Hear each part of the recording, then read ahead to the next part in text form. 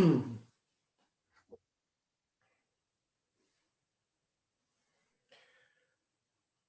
well, I think we'll get started. Is it 10:30? I'd like to welcome you all to our conversation on Pesach this morning. Let me ask, are there any among you for whom this will be a first Passover? Okay, good. And if you in any way encountered it last year, it was a little bit of a even more curtailed Passover than we might be able to experience this year. So I'll begin with a few introductory concepts, and I'm going to move in some practical directions.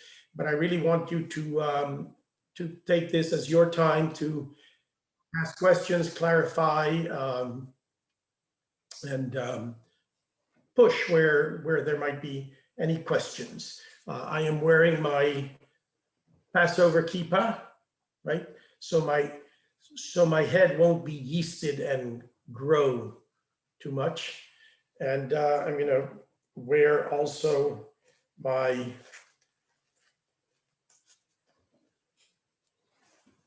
Passover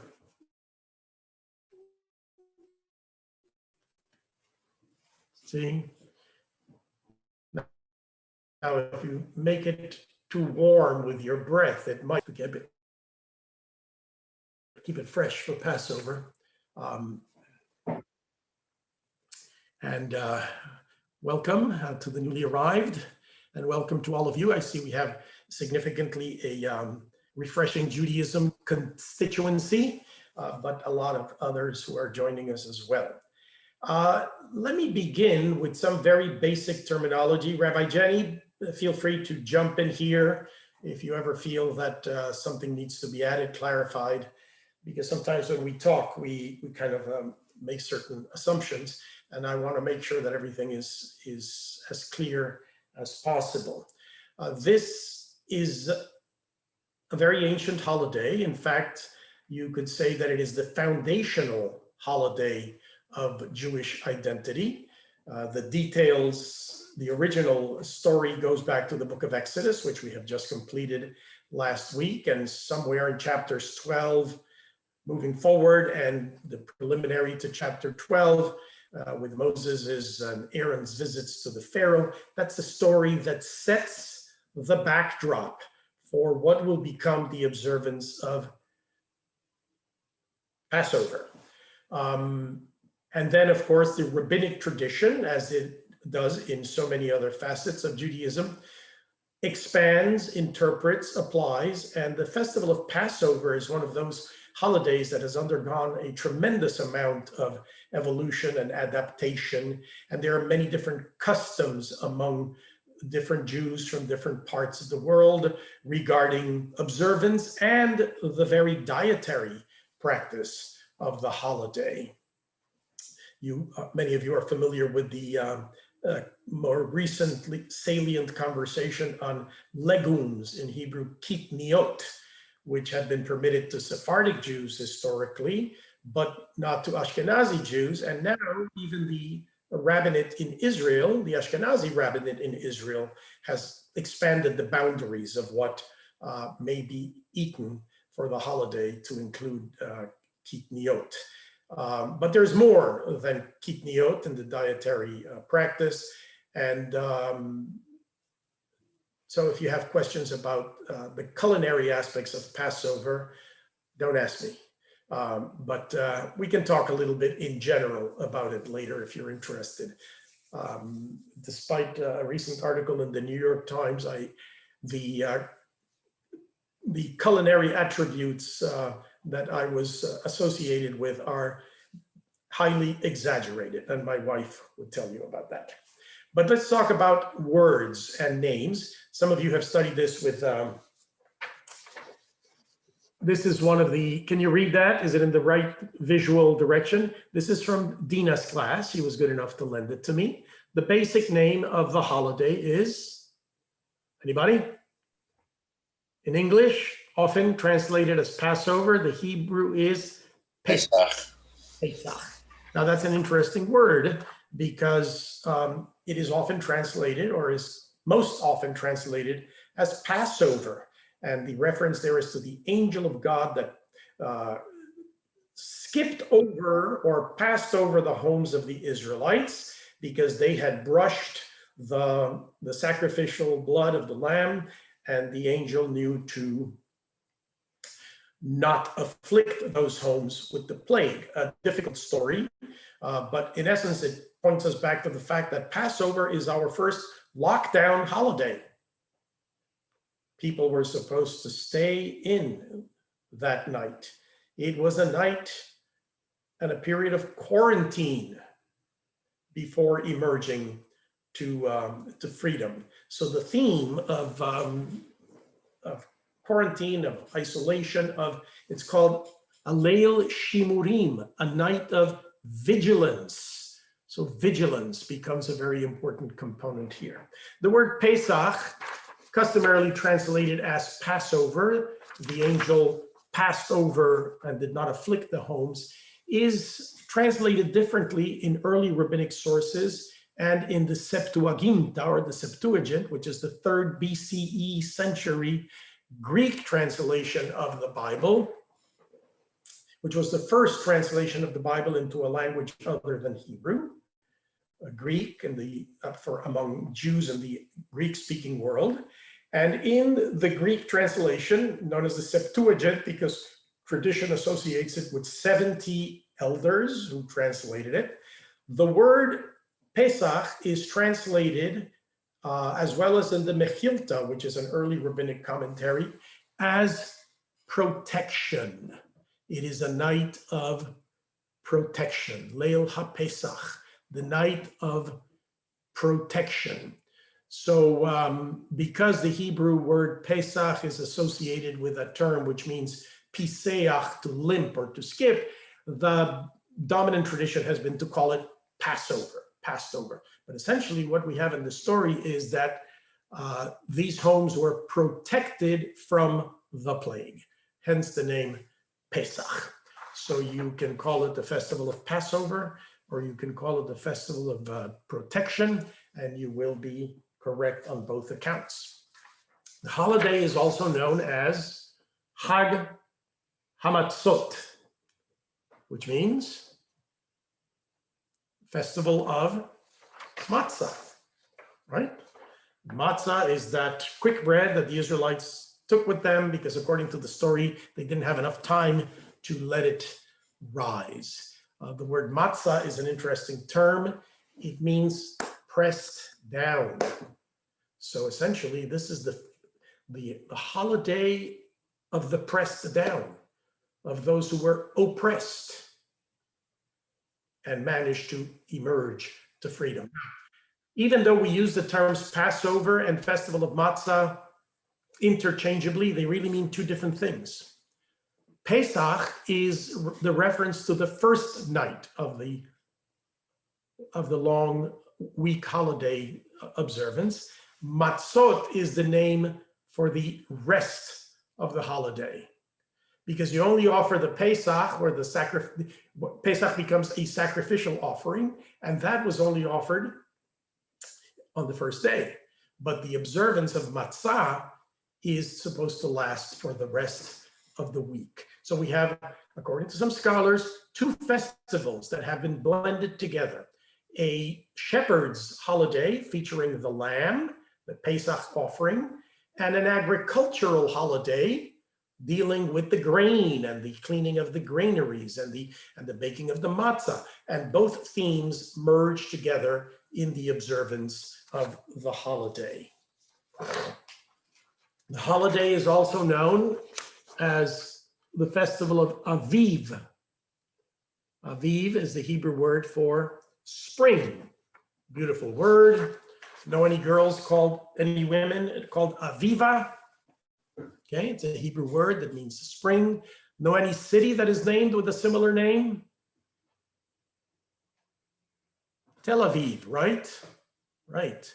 The city of spring, although many scholars believe that the word Aviv there is connected with a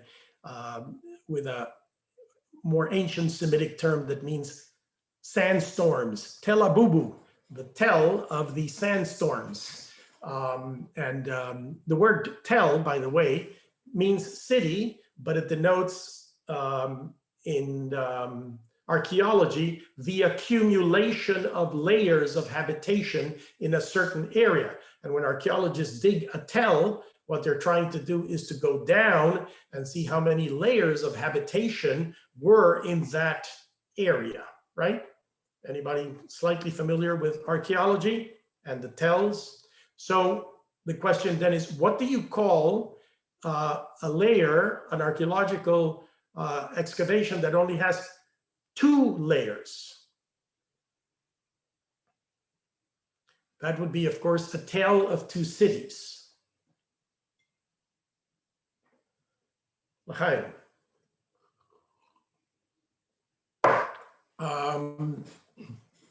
So there we are, Hag HaAviv, the festival of spring. The holiday acquires another name. And by the way, let us remember that Aviv, or spring in the Bible, constituted the beginning of the year. So the year was counted from spring onward. Biblically, we are now at the beginning of the Jewish New Year. The shifting of the observance of the new year to fall is something that happens during the Babylonian period, the Babylonian diaspora, because that's where the year began to be counted with the enthronement of the king of Babylon. And the central theme of our Jewish High Holy Day services, Rosh Hashanah, is the enthronement of God as the King of Kings. See, the king of Babylonia was the king of kings. But rabbinic tradition says that God is the Melech Malchei Chaim, the king of kings. That's a superlative 3 times in Hebrew. So we have Aviv. So the holiday is also known as the Festival of Freedom, Cherut. And when we recite the Kiddush for Pesach, we will say Zeman Cherutenu, the time of our freedom or redemption. Cherut becomes an important term in modern Israel. In fact, there was even a political party in modern Israel by the name of Cherut. Okay, moving down, 2 important terms for the holiday observance that we need to keep in mind and that people often confuse. The word, what is that? Anybody read out? I can see your lips moving. Haggadah. Very good. Haggadah, or Haggadah in correct modern Hebrew. Thank you. The Haggadah is the telling, the narrative. The root is the Hebrew lehagid, the narrative. It's related to the other term that we use in rabbinic Judaism, Aggadah. In fact, they're just linguistic variants of the same concept. The Aggadah, which is the non-halachic, the non-legal part of the Judaic tradition, is Aggadah, narrative, stories, metaphor, myth. The word Aggadah means exactly what the word myth means in Greek. It is the telling, and it is a story of things as they were and as they have evolved. And the central aspect of both myth and Haggadah is that they are ritualized, and in ritualizing they are reenacted, and in being reenacted they become real in present time. If you want to read about mythic tradition, mythology, you will find great similarities between myth and Haggadah. They're just the same term, mean the same thing. Now, the text from which we tell, or the narrative that we tell, not the text, the narrative that we tell for Passover is the Haggadah. We're supposed to retell the story. In the course of time, that story becomes compiled, and like the prayer book, which was a very fluid text in its early origins, it becomes, canonized, so to speak, put into 2 bookends, right? And that is what we use today. But interestingly, the Haggadah is the most published text in Judaism, other than the Bible itself and perhaps the prayer book, because we will see, is very a very popular observance of our people. More people, more Jews, observe Passover in some way than even the high holy days. That is a known demographic statistical fact. So the story of the Haggadah is comprised in a narrative that we celebrate at an event called the Seder, right? And the word Seder, or Seder in English pronunciation, means order. It is the same root as the Hebrew word for the prayer book, Sidur. It is kind of the outline. It is the structure. This is the Seder. This is the order of the telling of the Haggadah and the rituals that we perform therein. So traditionally, the Seder has become concretized or on an outline of 14 steps that we will talk about in a few moments. So a Seder is a ceremony that is celebrated in the home by individuals and by friends and family coming together as they are able to tell the story, to celebrate, and to reenact the foundational myth of the Jewish people. Now, the word myth does not mean false story. The word myth means foundational narrative. Every people, every community has a foundational narrative, many foundational narratives, and they are told, reenacted, celebrated. People are afraid of the word myth because they think it means it's not true. And as my professor Robert Gordis would say, of all of recorded history, there is a nucleus of fact and a protoplasm of imagination. And that imagination continues to flow because the Seder and the Haggadah are among the most published and reinterpreted texts in the tradition.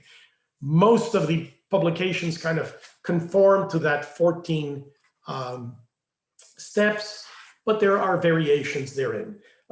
You should find a Haggadah that speaks to you, that tells the story in a way that is interesting and challenging. You should familiarize yourself with the foundations of the traditional Haggadah, but the Haggadah is a guideline. It is a kind of outline for the Seder. And the tradition itself says, anybody who adds to it is worthy of praise. Recently, I've come across a Haggadah called the Bronfman Haggadah. Very beautiful artistically, and also with some very interesting contemporary elements. It is something that, you can add. A lot of people collect Jewish items. Some people collect mezuzahs, some people collect menorahs, some people collect Haggadahs. And Haggadah is a good thing to collect if you are at all interested in the bookish end of the tradition. So the illustrations are by Jan Aronson, very vivid, very contemporary. So it's a very modern American Haggadah. Haggadot have evolved. Mordecai Kaplan, the founder of Reconstructionism, and his circle introduced an innovation into the Haggadah story in the 1940s because they, for the first time, included the name of a certain character in the story who, interestingly, is core to the biblical narrative, but is not mentioned in the traditional Haggadah. Who might that be?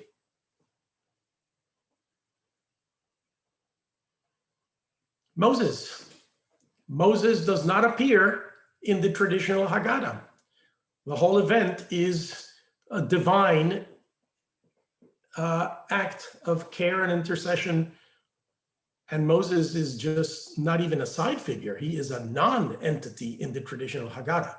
So in the 1940s, the Reconstructionist Haggadah for the first time introduced Aggadot about Moses, stories about Moses into the Haggadah, because at the heart of the Reconstructionist understanding of Judaism is that Judaism is the evolving religious civilization of the Jewish people. And it is a non-supernaturalist understanding of the tradition that in many ways Judaism is as Jews do. And the important task of Jewish education is to elevate those aspirations. So since then, most modern Aggadot include stories about Moses and references to human intervention. Other humans were mentioned in the traditional Haggadah, but not Moses, in order to not put Moses as the hero, but God as the hero. Moses is the underlying person. So those are a few facts about the Haggadah. In addition to the text itself, you will need for your Haggadah, for your Seder, a Seder plate. There's a Seder plate that we have cherished and used for years in our family. And as you can see, it's big and colorful.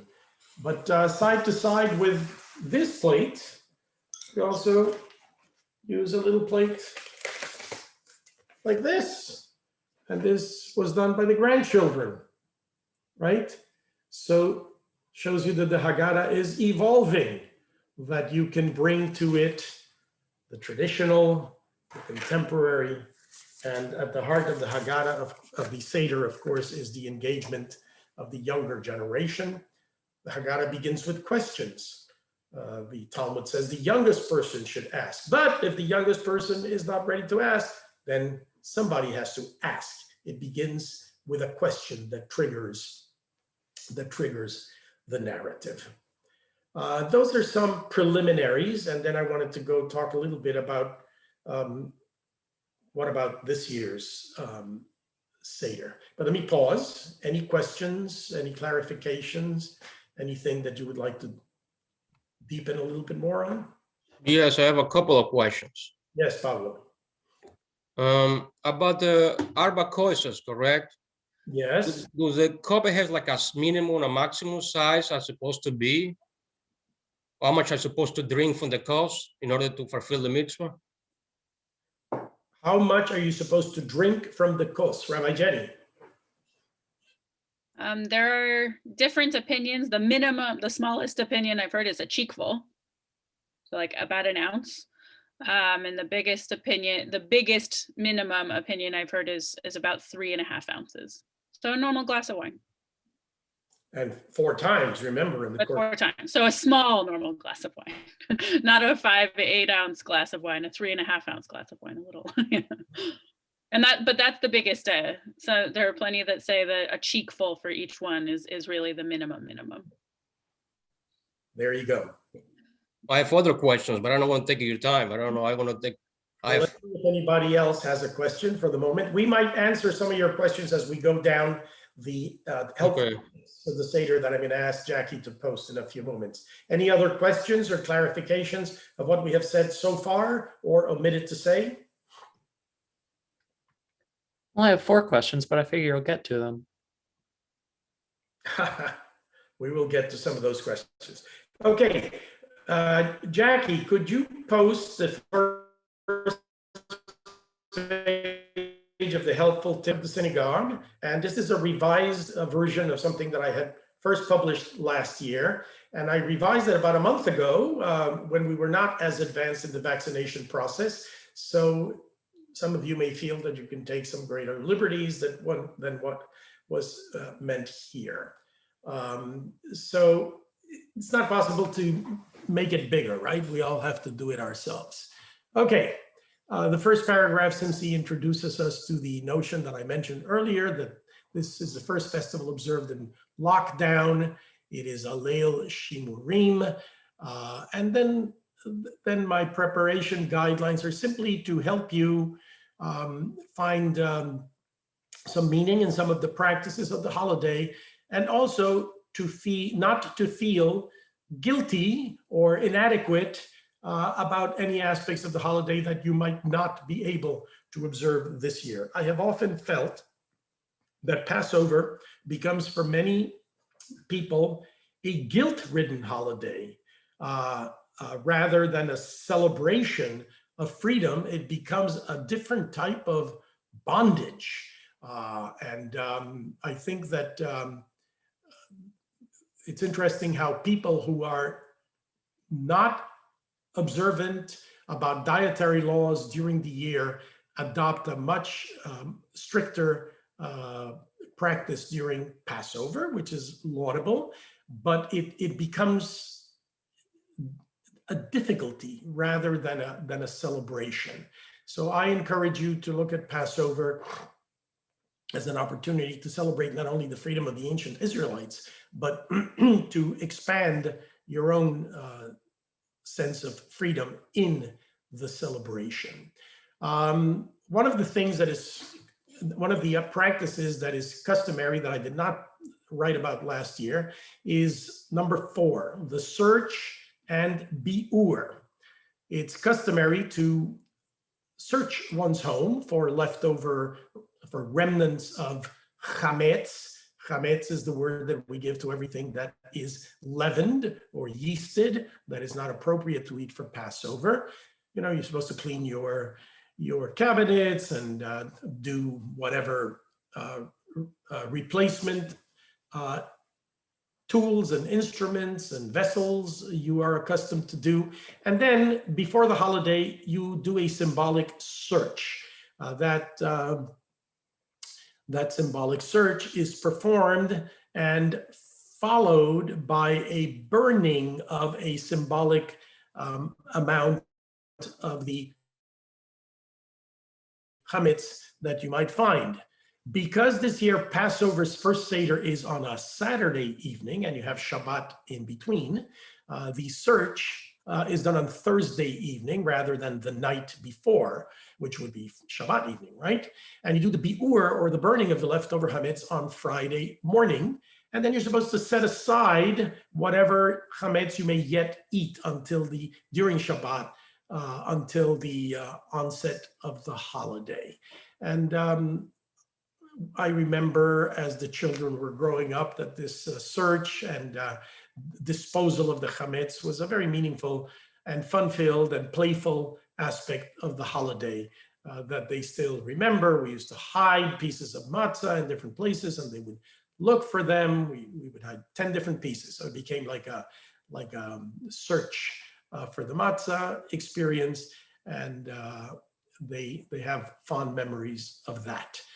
In addition to burning the chametz, you're supposed to get rid of the chametz. And one thing that you can do, if you don't, you can bring stuff to pantries around the city. I'm sure that I don't know if Popsies is collecting chametz right this week, but perhaps they are because they can keep it, but to non-Jewish pantries as well.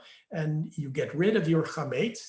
There is also the traditional practice of selling your chametz symbolically, because supposedly there is still stuff that remains with you that you're not aware of. That practice is known as mechirat chametz, and it involves a legal fiction, a writ, which indicates that you are transferring property of that chametz to a person who is not bound by the observance of Passover, meaning a non-Jewish person. And that person will own your chametz for the duration of the holiday, at which time the legal writ says the chametz reverts back to you.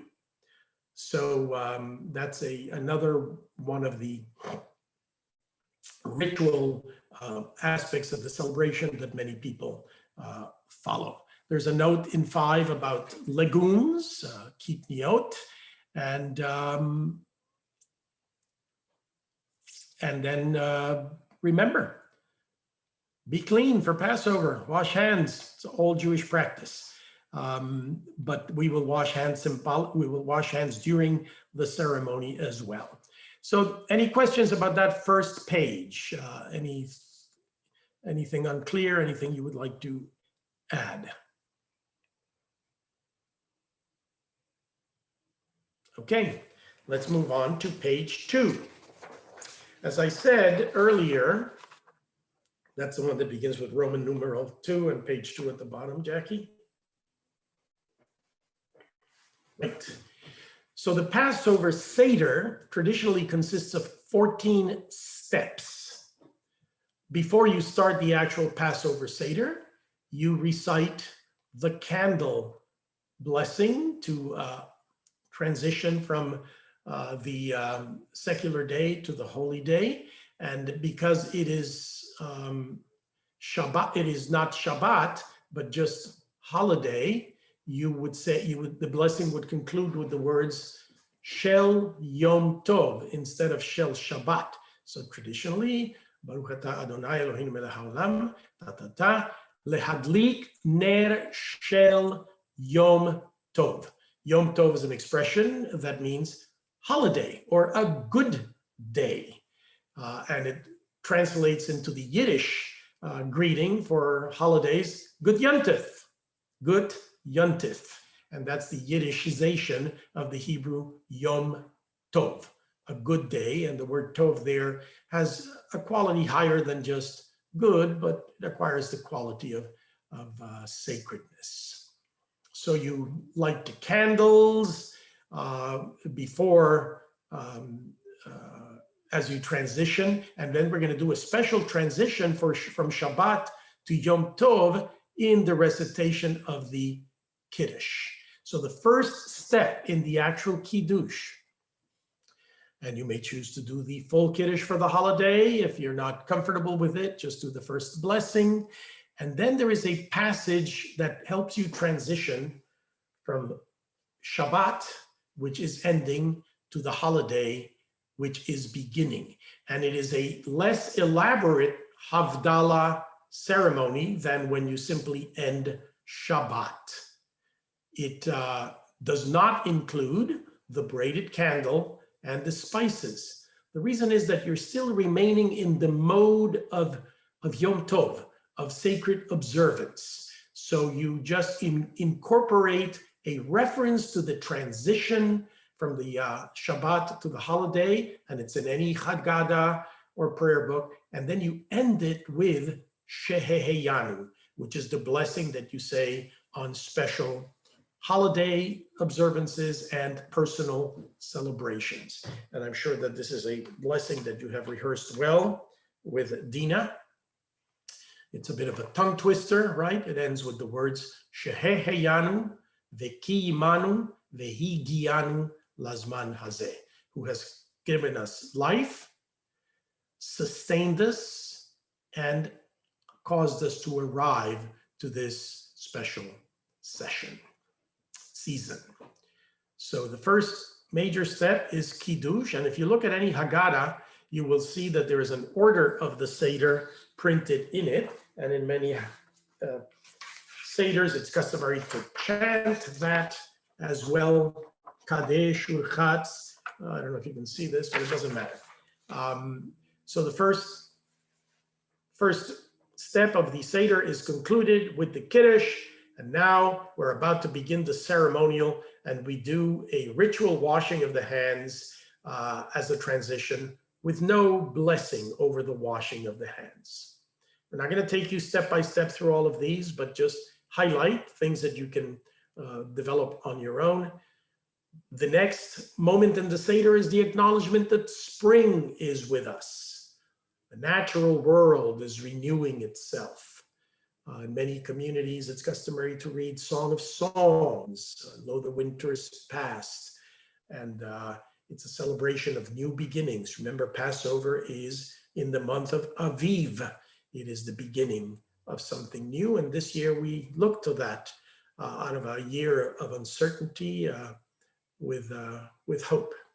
And the dipping of the greens in salt water this year, you can imagine, reminds us of the many tears that have been shed not only by our ancestors, but by our country and our communities and our world during this past year. So we acknowledge spring, we take note of life's uncertainties and bitter moments, salty moments. There are 3 matzahs in the matzah platter. You take the middle matzah, you break it. There is a proclamation that this is the bread of affliction that our ancestors ate. It's one of the names for matzah. lechem oni, the bread of affliction, the bread that poor people, oppressed people eat. Remember, the word matzah means pressed down. And as you break the matzah, you can talk a little bit about the brokenness of this past year and how perhaps at the end of the meal, as we share a piece of that matzah, we can hope to bring some wholeness to it. Notice how a piece of matzah never breaks exactly along those little holes, right? Well, that's life. It doesn't follow a straight line. Then we get into the core of the Haggadah, and that is called the Magid. Magid is from the very root Haggadah. It means tell the story. And this is where the narrative of Passover begins. And it has many, many elements. It has proclamations, it has questions. And I always like to point out that the expression ma nishtana, and there are various melodies that people use for ma nishtana. Anybody has a favorite ma nishtana melody? Most American households sing the Israeli ma nishtana halayla hazeh mikol, right? The traditional is actually a chant according to the modality of studying of Torah and ancient Torah and Talmud in ancient Babylonian academies. The mode is ma nishtana halayla hazeh mikol halaylot. And that is how the traditional text would be studied, with that intonation which helped memory. You always remember better if you sing the words you learn rather than just speak them, right? So ma nishtana, which is usually translated as how is this night different, or why is this night different? It really is an exclamation. It means how different is this night from all other nights. It is not exactly a question, it is an exclamation. And then come the 4 reasons why this night is different. On all other nights, we do this, on this night we do that, on all other nights, and so forth. So something to think about. What do you question about the year that is past? What is there to affirm in an exclamatory sense about this moment as we move forward? Haggadah continues with the midrash. It's a midrash. The Haggadah is made up of a string of midrashim, that is rabbinic biblical interpretations strung together. And one of those famous ones is the 4 sons in the traditional Haggadah, 4 sons or daughters, the 4 different questioning approaches to the holiday. So we stay with the question concept. And there are 4 that are identified: the wise one, the irreverent one, the simple-minded one, and the one who doesn't realize what is going on, who doesn't perhaps know enough even to ask a question. And the purpose of this moment is to bring us all together. Our communities are made up of different type of seekers, of different type of questioners, and we come together. Think about who might be the 4 different types for you this year as you unfold, as you celebrate the holiday. At any point, feel free to interrupt the Seder and dwell on a certain moment, even if that means that you'll have to curtail some other parts of it. At the core of the Seder traditionally is the recitation of the plagues. Well, remember, the first Passover was a lockdown holiday. Plagues were raging out there. And following that, there was the emergence to freedom. How do we emerge? How do we plan to emerge this year? How do we move from plague to freedom and healing? That's a conversation to be had at this point. The original Reconstructionist Haggadah that Kaplan issued in the 1940s added Moses, but deleted the plagues. It didn't feel that it was appropriate to celebrate that moment. And the rabbinic tradition already had noted that, and the practice developed to diminish our cup of joy as we recite each of the plagues by dropping a little spoon, a little bit of a drop with a spoon or with your fingertip as the plagues are numbered. Also, talk about how plagues might have been understood in pre-modern times and how we understand them today, and how can we link consciously and practically, theoretically and programmatically, faith and science as we move forward. They're not enemies. My teacher, Rabbi Mordecai Kaplan, would tell us that medicine can give us health, but religion helps us to understand, to decide what do we do with that gift.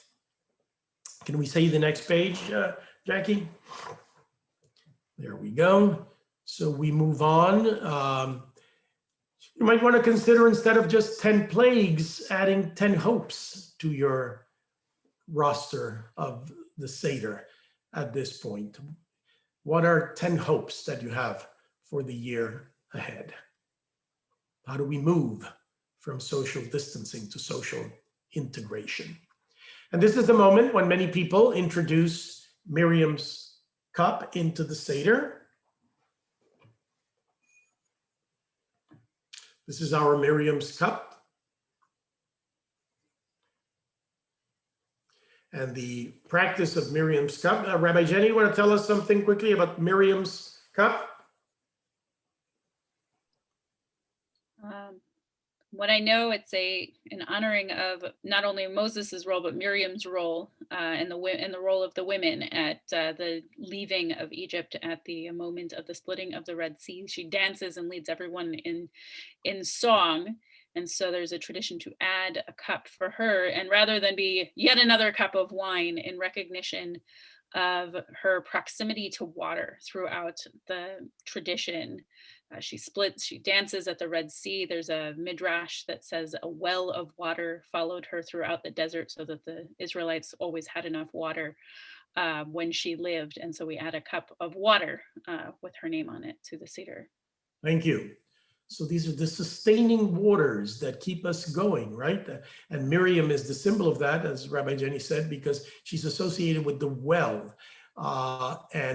Actually, after she died is when Moses despairs that there is no water for the people, and he is told to talk to the rock. Rocks are aquifers, right? So Moses is to talk to the rock and let it offer waters, and Moses, instead of talking to the rock, strikes the rock. Traditional interpretation is that Moses was grieving for the death of his sister, and in desperation, he didn't talk to the rock, but he hit it as an expression of his grief. So at this moment, we then take notice, as Rabbi Jenny said, of Miriam's sustaining role in providing the Israelites with water, and it's associated with Miriam's well. And we raise it symbolically, and you may drink from it. Another element of the Seder that kids love and that you're all familiar with is the song Dayenu. The word Dayenu means it would have been enough, right? And many people think that Dayenu is a song of complaint. Dayenu, enough of this. No, actually Dayenu means even this would have been sufficient, and yet more good things happened, and we were given the Torah, and we were given the Sabbath, and we were brought to the land of promise, etc., etc. So Dayenu is not a song of complaint. On the contrary, it's a song of celebration. And one of the things that you might want to think at this point is even through this period of difficulty and loss and tears, as we mark the Seder, what moments brought a Dayenu experience to our lives? What is there to be appreciative of, even in the midst of this difficult year of transition? Then we move on to the core elements of the Passover Seder that will soon introduce the meal. And in the middle of your table is the Seder plate with, among other items, 3 symbols. The Pesach sacrifice, which is traditionally a lamb shank or a substitute. There are vegetarian options. Some people put a red beet, the beet being red symbolically reminds of the sacrifice, but there are other options. Do you know of other options, Rabbi Jenny? A lot of people just put a chicken bone because you can't get a lamb bone. I've even seen just using a small stuffed lamb, like a toy. Toy. Like a little toy sheep. Right. Yes. Well, when I was in the Orthodox community, they used to put a chicken wing. Yeah, Raw. that's what I just said, a chicken. But something that alludes to the ancient sacrifice that was offered in the temple during this season that harks back to the lamb sacrifice. And then the other symbol is the matzah, right? This is the matzah, the bread of poverty. And the Haggadah, elaborates, says a few things about each symbol. The third one is the maror, or the bitter herbs that you are going to, in a moment, dip into the haroset, the sweet haroset that reminds us of the mortar that the Israelites used in their service to Pharaoh, right? And then in some seders, there is an orange. Tell us about the orange, Rabbi Jenny. There's so many different versions of the story.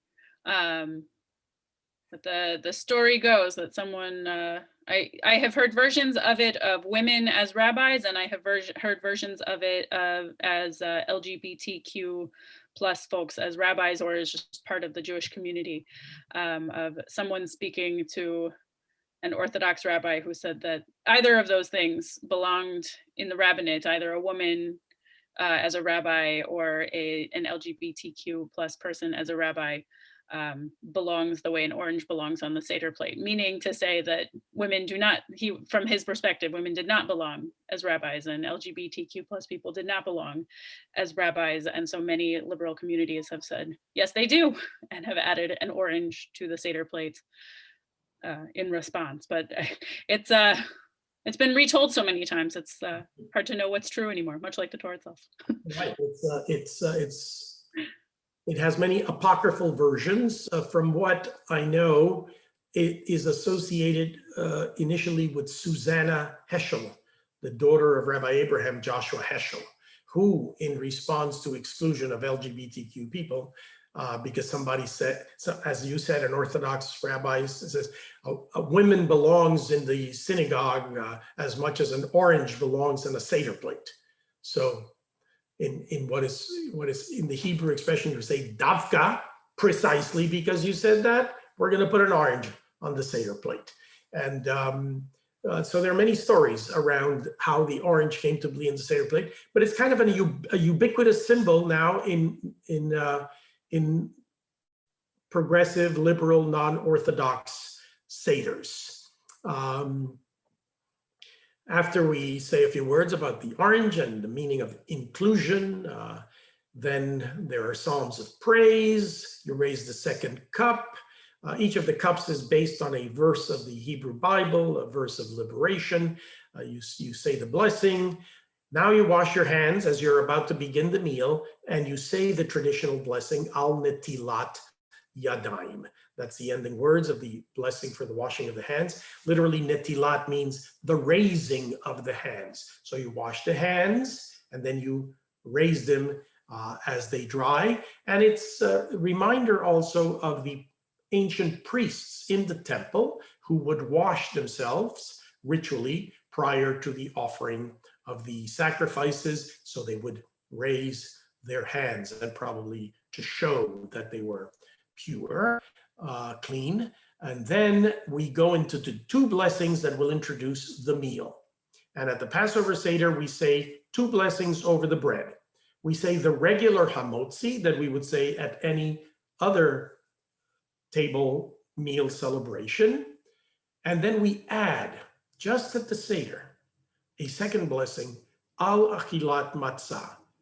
Baruch atah Adonai, blessed are you, Eternal One, who has sanctified us and enjoined us concerning the eating of matzah. Al Achilat Matzah. So the blessings are said sequentially. You have now blessed the meal and can eat, but before we go into the main meal, there is a moment called Korech, where we symbolically remember Hillel's example of following the biblical injunction of eating Maror and Pesach together. And so most people take a piece of matzah, they put a little Maror on it. You could add some lamb if you want it to be technical, or whatever it is that you have there to symbolize the Pesach sacrifice. You put a little haroset to sweeten it, and there you have your Hillel-wich, your Hillel sandwich, and you eat that as we transition to the main meal. So we eat, but te'avon is the Hebrew expression for hearty appetite, right? That's exactly what it means. But te'avon, eat with appetite, which means with gusto. Okay, last page, I think.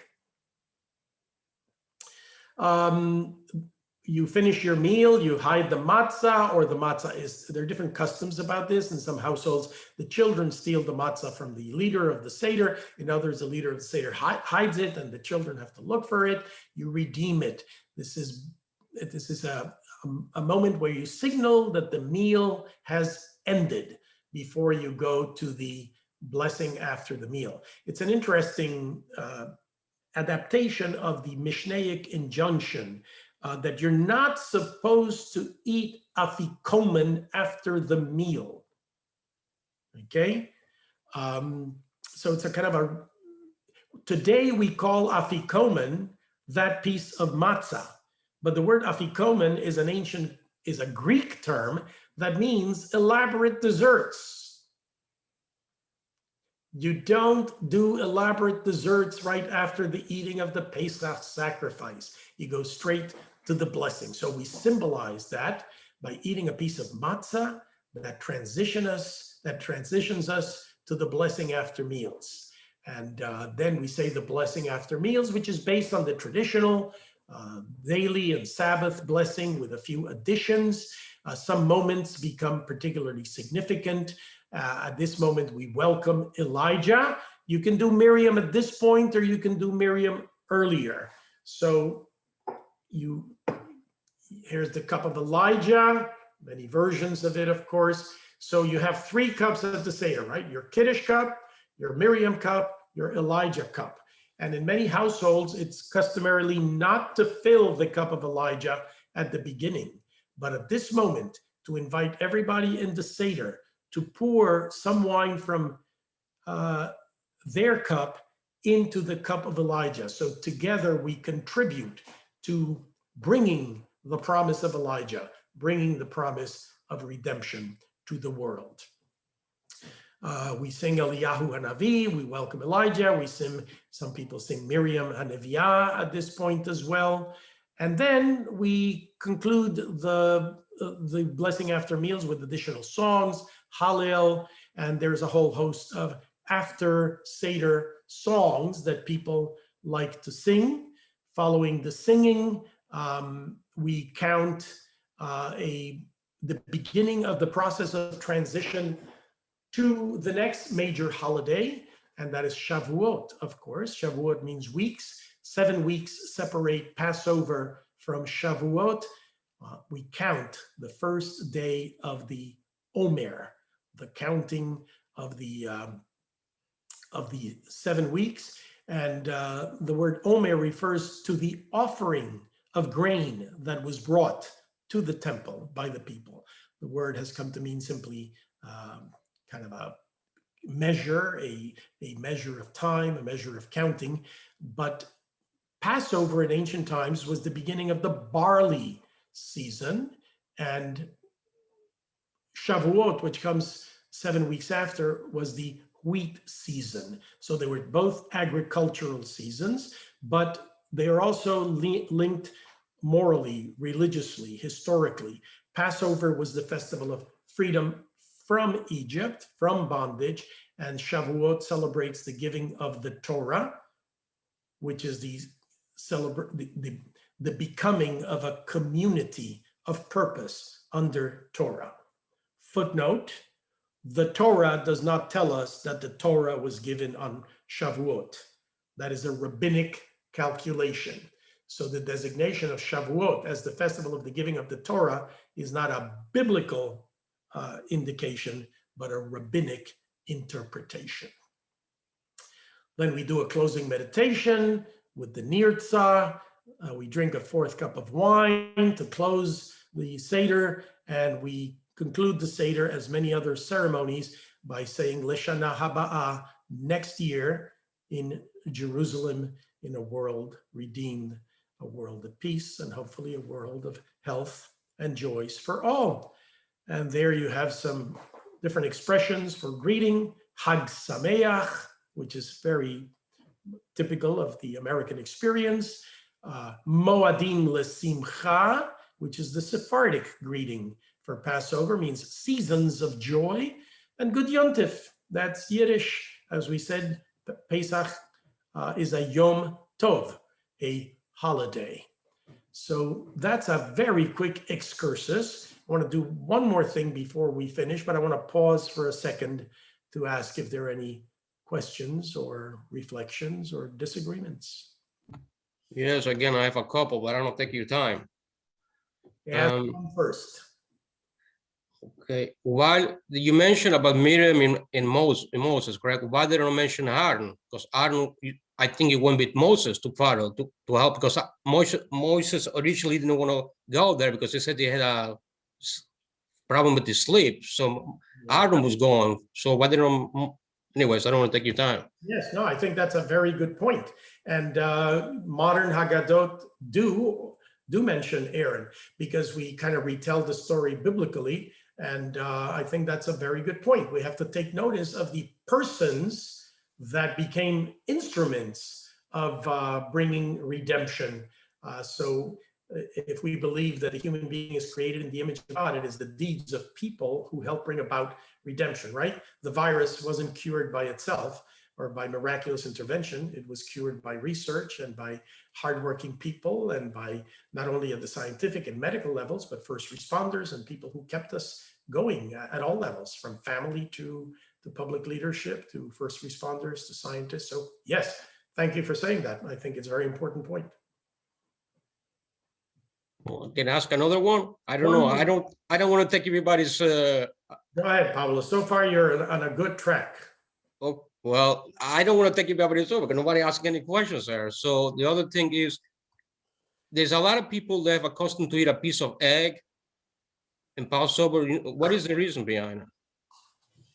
Rabbi Jenny, any input there? I think the egg on the plates is also a reference to sacrifice, so it gets roasted, and many people eat one either in reference to it's there, or also it's a spring, it's a renewal of life, it's springtime coming back around. Frankly, similar reasons that Easter ended up having eggs. Neither, for both, for us and for Christianity, the eggs have no religious significance on their own, but it's picking up on the springtime and rebirth and things growing again. And it's part of the Chag HaAviv. Yeah, it's sometimes just referred to as the festival sacrifice. In general, Pesach is the specific festival sacrifice. Okay, so what are your favorite songs for Passover? Anybody has a favorite song? Yeah. Don't worry, I won't ask you to sing it if you want to. I like Echad Mi Yodea. Who knows one? Rabbi Jenny, you're right. And how many melodies do you know for that, Rabbi Jenny? Which do you sing? Echad Mi Yodea. Yeah.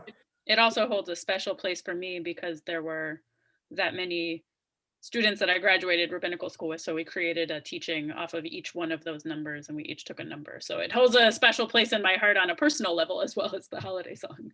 Yeah, And that's the melody we used. Yes. yeah, these are all folk songs, and many of them are adapted from other cultural traditions, and they become Hebraized. So Had Miyodeh is accounting from 1 to 13 of different things that each of these numbers symbolizes. So 1 is God, 2 are the tablets of the law, 3 are the matriarchs, 4 are the other way around. 3 are the patriarchs, 4 are the matriarchs, and so forth. Then a melody that I think was Cantor Edgar used to sing with us is Echad miyodea, echad ani yodea, echad Elokeinu shebashamayim uba'aretz, shenayim miyodea, and so forth. Any other favorite songs? Yeah, I like Visheomdo la Boiseinu.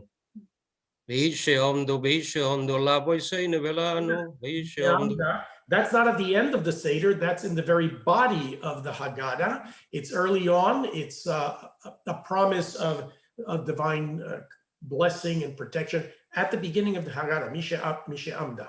Yeah. So the Seder is often chanted. It can, today we read some of it, we make it educational. In many a traditional setting, the whole thing is chanted through. So I want to teach you a song that is a favorite of mine. Jackie, can you post that? This is a Sephardic song, and specifically a song of the Spanish Portuguese Sephardim of the West. Sephardic Jews are a diverse crowd, and many people think of Sephardic Jews as people who went east after the expulsion of Jews from Spain, the Ottoman Empire, the Arab world, North Africa, and that was certainly the case. A significant number of the Jews who were expelled from Spain in 1492 went to Portugal, and from Portugal they went to Holland and Italy and France, and then from there started coming to the Americas and settled in the territories in South America that were originally governed by the Spanish, where they could not practice their Judaism, and then they eventually ended up in Dutch, Danish, British territories where they could practice their Judaism. That is how Judaism first came to the Americas. Spanish Portuguese Jews escaping the Inquisition, first in Recife, Brazil, then to the Caribbean islands of Curacao, St. Thomas, then to North America, and eventually also to Central America as the Spanish domination was no longer prevalent there. So this song, are you able to share that,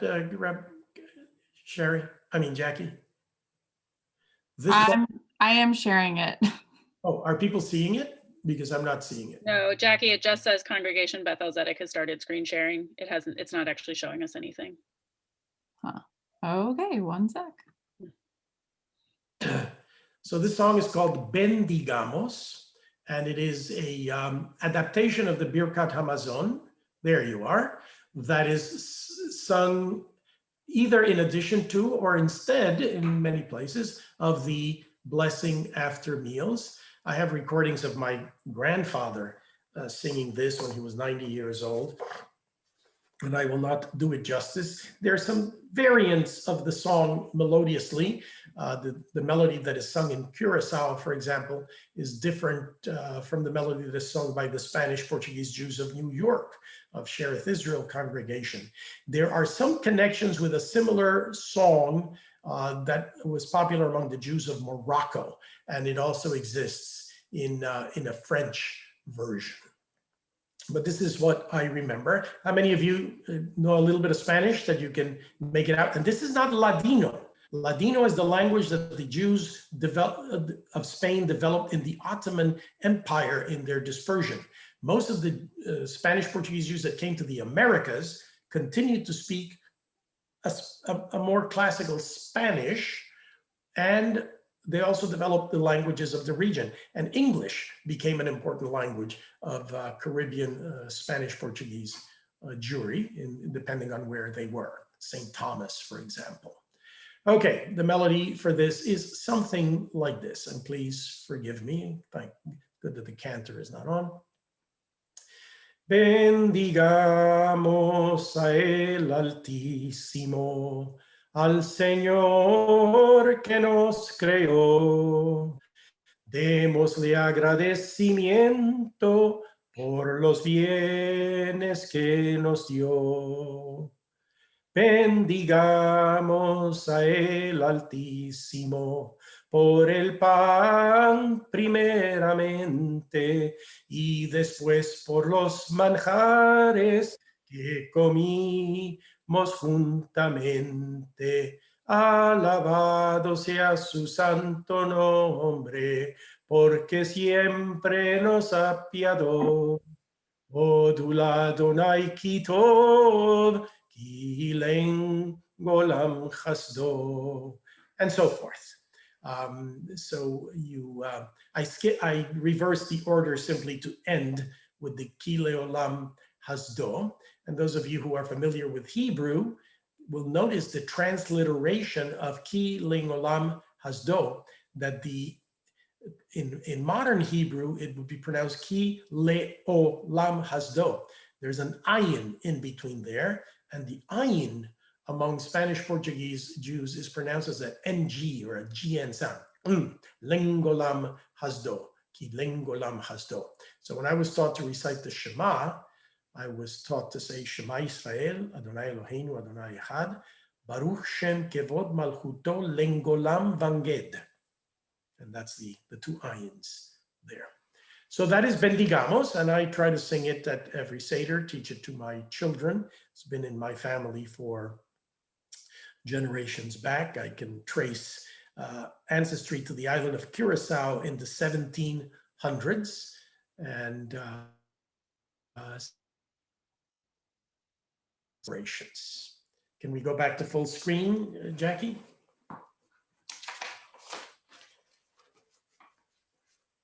Okay, we can take a few more minutes. Let's finish at 1:15. I have about 7 minutes or so to go. If there are any questions, comments. Well, there's another greeting in Yiddish. A kosher frolicking Pesach. Yeah, a lot of greetings.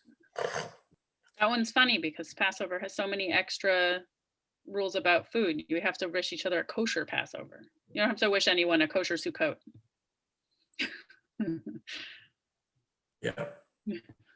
As I said, people become particularly conscious or conscientious of the culinary traditions during the holiday. Well, I'm sorry that we cannot have a community Seder this year, but I hope you will all be able to, find a way to make the holiday. Bless you. And Betsy, I thought I saw your hand go up. You did. I was wondering, are you going to put Bendigamos on the website? Hey, Jackie, can we do a little taping of me singing Bendigamos to wish everybody a happy Passover?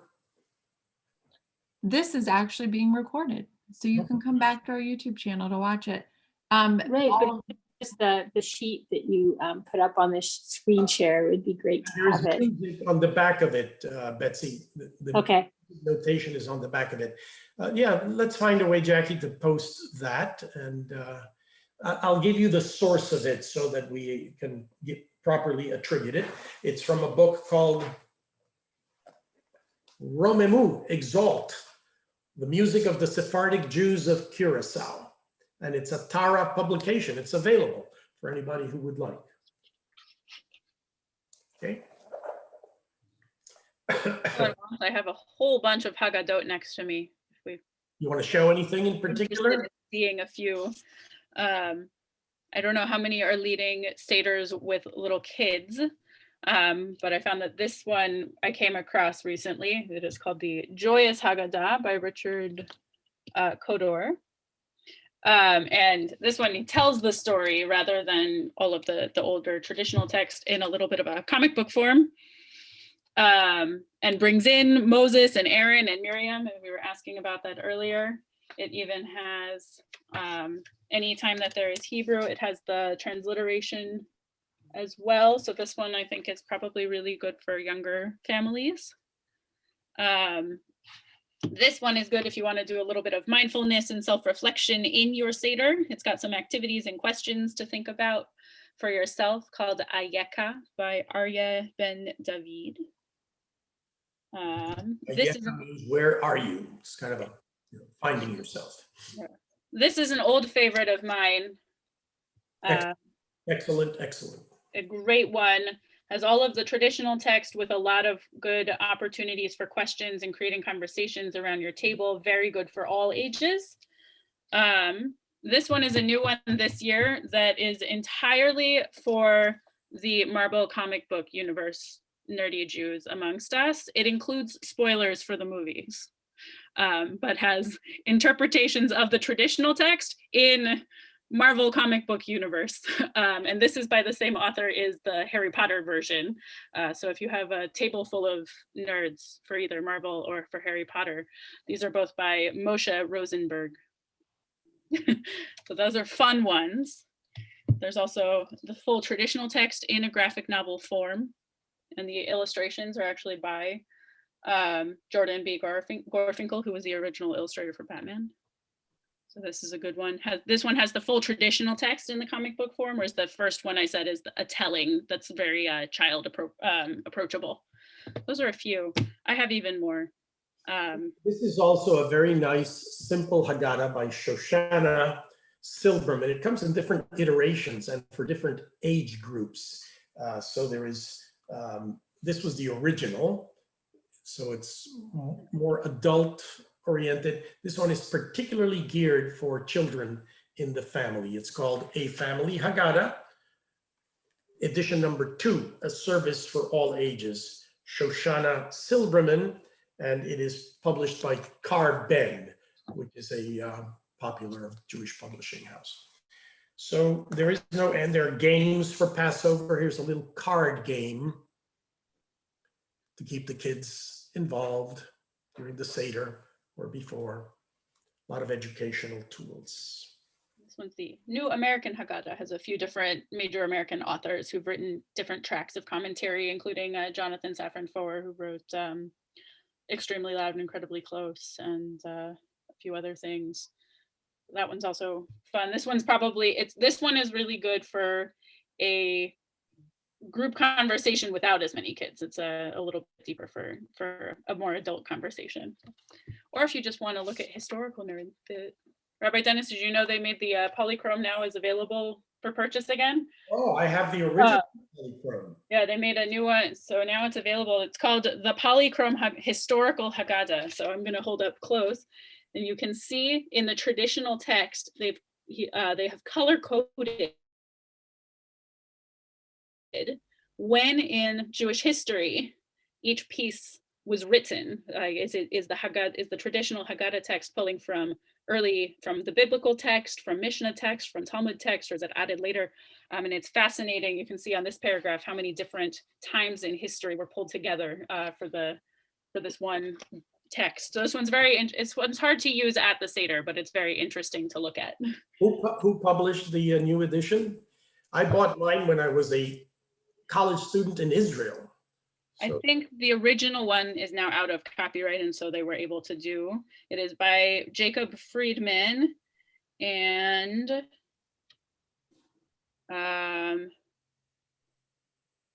it's a great text. I don't see a specific of who re-released it, but I did find it on Amazon, just called the Polychrome Haggadah. There are many reissues. So many. There are many reissues of historical Haggadahs. Among the Haggadot that I have are the Amsterdam Haggadah, and I have the Rylands Haggadah, which was given to me by somebody in this screen right now. I don't know if Betsy will remember, but she gave me once a very beautiful arts Haggadah called the Rylands Haggadah that contains old European Haggadah. So just make sure that the artsy ones, you don't want to bring too close to where you're going to spill wine on them, but it's perfectly okay to blotch your Haggadahs with food and with wine and with matzah crumbs.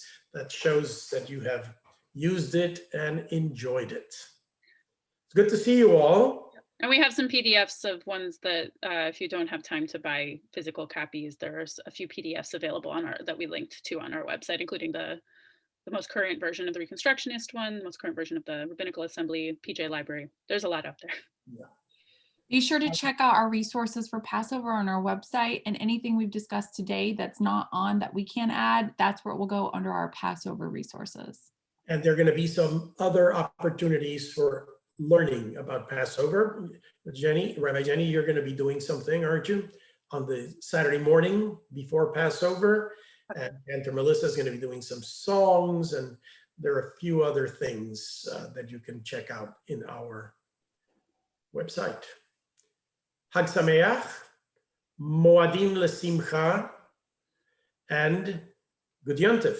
Now, the answer to Hag Sameach is Hag Sameach. The answer to Good Yontif is Good Yontif. But the answer to Moadim L'Simcha is Hagim Uzmanim Lesason. So if a Sephardic Jew wishes you a Moadim L'Simcha, which means seasons of joy, the answer is Hagim, like in Hag, Uzmanim Lesason, festivals and seasons of celebration. Hag Sameach, Moadim L'Simcha, Good Yontif, everybody. Thanks for joining us. Great to see your faces. Bye-bye. And hear your voices.